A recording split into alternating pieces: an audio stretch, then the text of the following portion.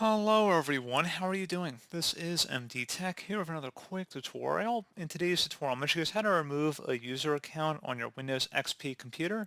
So this should hopefully be a pretty straightforward process here, guys. And without further ado, let's go ahead and jump right into it. First thing I want to point out, make sure you're signed in with an administrator account in order to delete the other account. So that is one thing you have to make sure of before you proceed.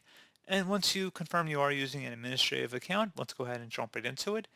And we're going to start by opening up the Start menu, select Run, type in compmgmt.msc, exactly how you see it on my screen, select OK, and now on the left side you want to select Local Users and Groups, and then double click on the Users folder, right click on whatever user account you want to delete, and select the Delete option.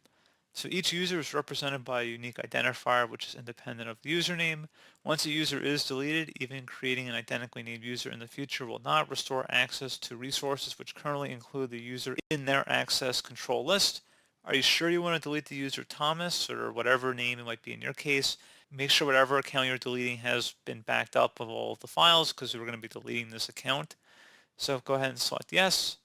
It's going to confirm if you want to go ahead and delete the user. So I just selected yes.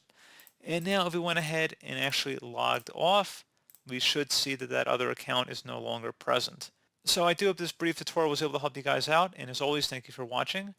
And I look forward to catching you all in the next tutorial. Goodbye.